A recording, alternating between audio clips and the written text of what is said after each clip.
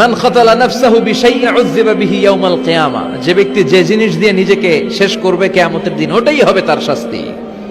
যে গলায় ওড়না পেঁচিয়ে মারা যায়, ওই মেয়েগুলো in the day of judgement, কিয়ামতে বিচার শেষে জাহান্নামে শুধু ওড়না পেঁচিয়ে মরতেই থাকবে। যে বিষ খেয়ে মারা যায়, ওর শাস্তি হবে জাহান্নামের বিষ খেয়ে খেয়ে সে জাহান্নামটাকে কাঁপিয়ে তুলবে। যে ছুরি ঢুকিয়ে স্ট্যাবিং করে মারা যায়, ও শুধু স্ট্যাবিং করতেই থাকবে জাহান্নামে।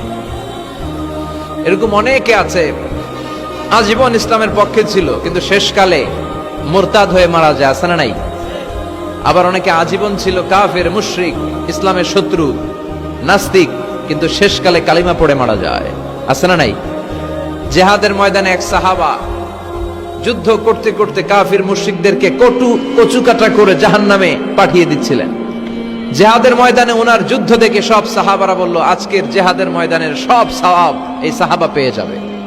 Subscribe now and press the bell icon. Never miss an update.